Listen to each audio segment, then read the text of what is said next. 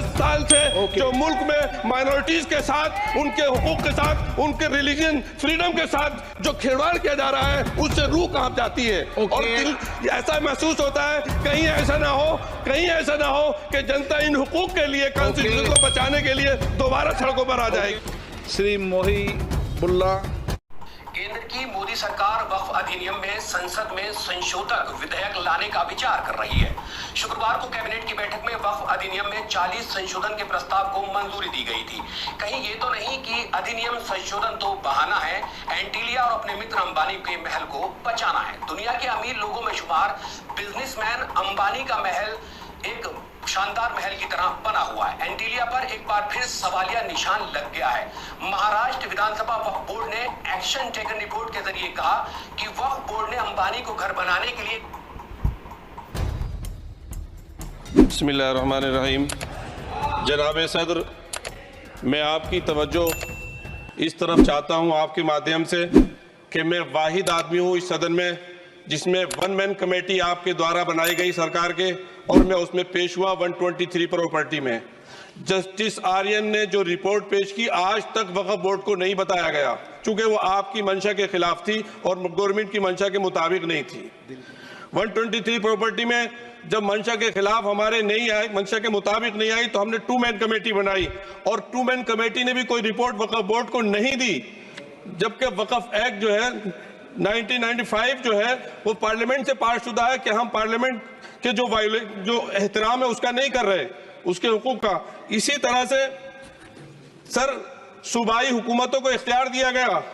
Sir Hindu endowment में जो कर्नाटका और तमिलनाडु में है वहां कोई मुस्लिम नहीं हो सकता, और 26 में आर्टिकल 26 का वायोलेशन है। 4 धाम में ये लिखा हुआ वाज़े तौर पर कि सिर्फ हिंदू होगा। बिहार उड़ीसा में भी यही लिखा हुआ है। पंजाब हरियाणा में गुरुद्वारा प्रबंधन कमेटी में सिर्फ सिख होगा ओनली, और ये उनका अधिकार है जिसको माना गया है। लेकिन मुस्लिम के साथ में यह अन्याय क्यों है?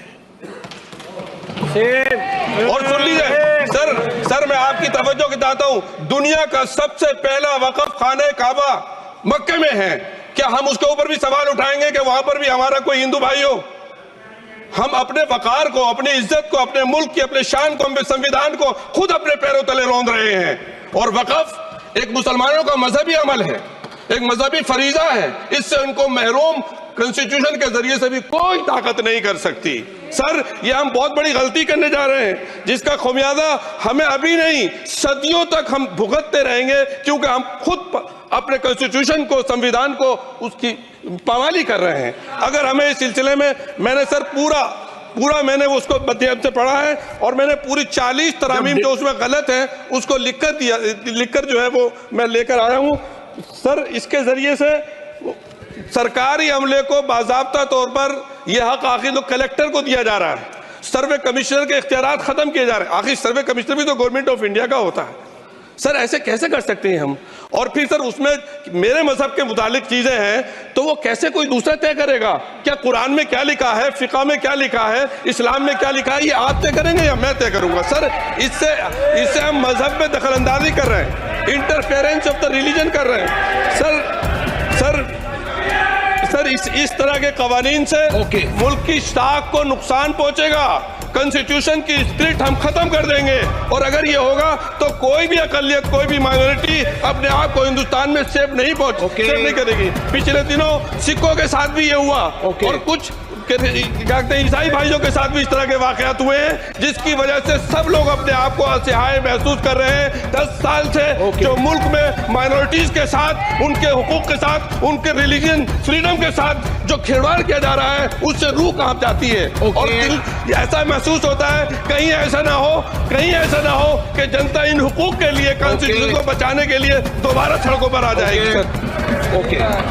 Sir, I have given a notice under Rule 72 to oppose the Waqf Amendment Bill. Sir, I oppose the introduction of the bill under Rule 72(2) on the grounds that this House does not have the competence to make these amendments. This bill patently violates the principles provided in Article 14, 15 and 25. Sir, it is both discriminatory, arbitrary. It is a grave attack on the basic structure of the Constitution as it violates the principle of judicial independence.